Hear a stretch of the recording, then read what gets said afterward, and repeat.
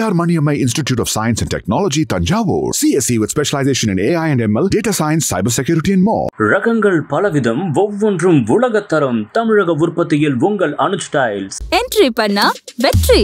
Download the app. நாடாளுமன்றத்தில் முக்கியமான பிரச்சனைகளை உரையாற்றுவதில் இருந்து விவசாயிகள், இளைஞர்கள், பெண்கள் மற்றும் விளிம்பு நிலை மக்களோட தோளோடு தோள் நிற்பது வரைக்கும் பாரதம் மற்றும் அதன் மக்கள் மீதான இவரோட அர்ப்பணிப்பு அசைக்க முடியாதது அப்படின்னு சொல்லிட்டு கன்னியாகுமரி பாராளுமன்ற உறுப்பினரான திரு விஜய் வசந்த் அவர்கள் மக்களவை எதிர்க்கட்சி தலைவரா ஒரு தாக்கத்தை ஏற்படுத்தும் ஆண்டு நிறைவு செய்ததற்காக திரு ராகுல் காந்தி அவர்களுக்கு வாழ்த்துக்களை தெரிவிச்சிருக்காரு. பிரசன்ஸை வந்து அந்த ஃபீல்டில் காட்டிக்கணுன்ற ஒரு எண்ணம் இருந்துகிட்டே இருந்தது. அதுதான் தவிர வந்து நம்ம ஒரு பெரிய ஸ்டார்டம் இதை எதிர்பார்த்து பண்ணலை. இப்போ இந்த இதுவே ரெக்கக்னைஸ் பண்ணியிருக்காங்கன்னா அது வந்து நேரில் பெரிய விஷயம் தான் சொல்லுவேன். இப்போ தந்தையோட மறைவுக்கு பிறகு அந்த டைம் பேசினாங்க. ஸோ அந்த குடும்பத்துக்கு தான் நாங்கள் வந்து சில விஷயங்கள் பண்ண வேண்டியது இருக்குங்கிற மாதிரி காங்கிரஸ் சில தலைவர்கள் பேசினாங்க. ஸோ எளிமையாக நடந்துருச்சு அவங்களுக்கு இந்த சீட் வந்தது இல்லை அப்படின்னு நம்ம சொல்ல முடியாது. ஏன்னா வந்து அதாவது அப்பாவோடைய தொண்டு காங்கிரஸ் கட்சிக்கு பார்த்திங்கன்னா வந்து ஈடு கொடுக்க முடியாத ஒரு தொண்டு. கட்சிக்கு மட்டும் இல்லை, மக்களுக்கும் சரி, சமுதாயத்துக்கும் சரி, அதே மாதிரி வந்து வியாபாரிகளுக்கும் சரி. ஸோ அவங்களோட ஜேர்னி வந்து ஒரு பெரிய ஜேர்னி. அவங்களுடைய கனவு ஃபுல்ஃபில் ஆனது 2019 ஒரு எம்பி ஆகி அவங்களுடைய அந்த டேர்மை முடிக்க முடியாமல் அவங்க வந்து கொரோனாவால் பாதிக்கப்பட்டு இறந்துட்டாங்க. இதில் வந்து என்னென்னா வந்து அந்த டைமில் தான் வந்து எனக்கு வந்து அப்பாவோட கனவுகளை நிஜமாக்கணும். ஏன்னா அது வரைக்கும் இருக்கும்போது நம்ம ஒரு ஃப்ரண்ட் ரன்னராக இல்லவே இல்லை. நான் வந்து அரசியல்னாலும் அப்பா கூட நான் ஈடுபாட்டில் இருந்தேன். நான் ஃபஸ்ட்டு அப்பா மேயர் எலெக்ஷன்லேருந்து கேம்பெயின்ஸ் போயிருக்கேன்.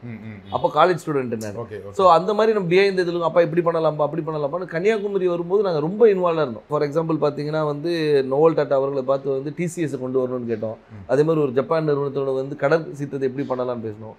அப்பா வந்து முயற்சி எடுத்து ஏர்போர்ட்டே வர ஃபீஸிபிலிட்டி இல்லைன்னு சொல்லும்போது ஒரு எக்ஸ்பர்ட்ஸை கூட்டு வந்து அவங்கள டெல்லி கூட்டு போய் வாங்கி இஸ் ஃபீஸிபிள்னு சொல்லி ஃபஸ்ட் ஃபேஸ் பண்ணி செகண்ட் ஃபேஸும் ஓகே. ஸோ இந்த மாதிரி ஒரு விஷனோட போயிட்டு இருக்கும்போது திடீர்னு மறைந்த உடனே ஐயோ அது பண்ண வேண்டிய கடமை நம்மளுடைய கடமைன்னு நான் சொல்லுவேன். ஒரு தந்தையை விட்டு பண்ணிக்கிறேன் மகனாக செய்ய வேண்டியது. அது குடும்ப ரீதியாகவும் சரி, வசந்தன் கோவாக இருந்தாலும் சரி, சமூக பணியாக இருந்தாலும் சரி, வந்து இது நாங்கள் செய்ய வேண்டிய கடமைன்றது எடுத்து உங்களுக்கு அந்த கடமையை அதை நம்ம பண்ணணுங்கிற ஒரு ஆசையும் கடமையும் இருக்குது. பட் கட்சிக்குள்ளே அதை முழுமையாக ஒத்துக்கிட்டாங்களா? கட்சிக்குள்ளே வந்து முழுமையாக ஒத்துக்கிட்டாங்கன்னா நான் வந்து மறைந்த பின்பு நான் உள்ளே வரல. அதுக்கு முன்னாடி பார்த்து ஏஐசிசி மெம்பராக இருந்திருக்கேன், ஆர்ப்பாட்டங்களில் கலந்துருக்கிறேன், நிகழ்ச்சிகளில் கலந்துருக்கேன். ஏன்னா அப்பா ஃப்ரண்ட் ஹேண்ட் இருந்தாலும் நம்ம தெரியல. நிறைய பேர் கேட்டால் நீங்கள் கட்சியில் என்ன இருந்தீங்க சார், நான் இதில் இருந்தேன் பாருங்க அப்படின்னு ரெஃபரன்ஸ். ஓகே நீ இருந்திருக்கீங்களான்னு ஒரு இது வந்து அப்பா மறைவு பின்பு வந்து நம்ம தெரிஞ்ச உடனே ஒரு லைம் லைட்டில் வந்த மாதிரி. நடுவில் கார்த்தி சிதம்பரம் அவர்கள் கன்னியாகுமரி தொகுதிக்கு வந்து பிரியங்கா காந்திக்கு விருப்ப மனு கொடுத்தாரு இல்லையா? அப்போ எப்படி இருந்துச்சு அது? அப்போ எனக்கு என்ன தோணுச்சுன்னா, ஓகே கட்சிக்குள்ள முன்னாடியே அதுக்கு முன்னாடியே பேசிட்டு இருந்தாங்க விஜய் வசந்துக்கு தான் தொகுதி கொடுக்க போறாங்க அப்படின்னு பேசிட்டு இருக்கும்போது இந்த ஒரு நிகழ்வு நடந்தது. கட்சிக்குள்ள அப்போ ஒரு சப்போர்ட் இல்லாம இருக்கும் அப்படி ஒன்று. அதாவது அதுக்கு தான் பேர் விருப்ப மனுன்னே வச்சிருக்காங்க. அவங்க விருப்பப்படுறவங்கள வந்து இது பண்றது தான் விருப்ப மனு வச்சிருக்காங்க. ஏன்னா வந்து அப்பா போட்டியிடும் போது ராகுல் காந்தி அங்கே போட்டியிடும் சொல்லி விருப்ப மனு கொடுத்தவங்களும் இருக்காங்க.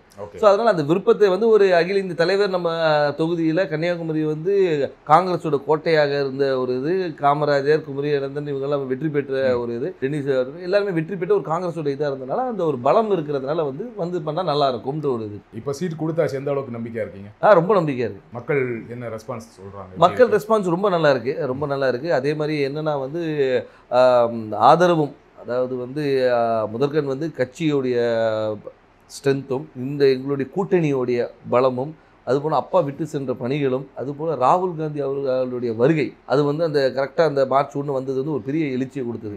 எங்கள் தொண்டர்கள் மத்தியிலும் சரி, பொதுமக்கள் மத்தியிலும் ஓகே நம்ம ஊர் வந்திருக்காங்க, அவர் பண்ண, அதாவது ஒரு தலைவராக வராமல் ஒரு தொண்டனாகவும் சராசரி மனிதனாக வந்தார். இப்போ நீங்கள் வந்து எல்லா தலைவரும் வராங்க, மீட்டிங் போகிறாங்க. அப்படி இல்லாமல் ரோட்டில் ஒரு டீ கடையில் நின்று ஒரு பையனை கூப்பிட்டு பேசி அவங்ககிட்ட ரன்னிங் இன்ட்ரெஸ்ட் இல்லைன்னா ஷூஸ் இருக்கா இல்லைன்னா ஷூஸ் வாங்கி கொடுத்து அனுப்புகிறேன். ஸோ இந்த மாதிரி ஒரு இதுக்கு பர்சனல் கனெக்ட், திடீர்னு போய்ட்டு ஸ்கூலில் போய் தண்டனை எடுக்கிறாரு, இன்ட்ராக்ட் பண்ணுற ஸ்டூடெண்ட்ஸோட.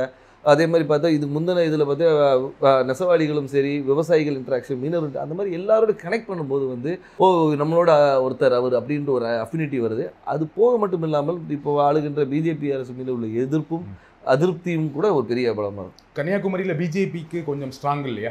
பொன்னார் அவர்கள் ரொம்ப ஸ்ட்ராங்கான கேண்டிடேட் தான் இல்லையா? அதை மறக்க முடியாது. கண்டிப்பாக அதை நம்ம மறுக்க முடியாது. நம்ம வந்து அதாவது பிஜேபி தரப்பில் திரு பொன் ராதாகிருஷ்ணன் அவர்கள் வந்து ஒரு 2 முறை எம்பியாக இருந்தவர் தான், ஒரு பெரிய வேட்பாளர். ஆனாலும் எங்களுடைய கூட்டணி, அதாவது எங்கள் திமுக சார்ந்த கூட்டணி வந்து மிக பலமான கூட்டணி சொல்லலாம். அது வந்து திமுக மட்டும் இல்லாமல் எங்களை சார்ந்து இருந்த மதிமுக, அதுக்கு ஒரு விடுதலை சிறுத்தைகள், அதுக்கு ஒரு முஸ்லீம் லீக், அதுக்கப்புறம் மனிதநேய மக்கள் கட்சி, இது எல்லாமே பார்த்திங்கன்னா வந்து எங்களுடைய ஒவ்வொரு பேஸையும் கவர் பண்ணுது.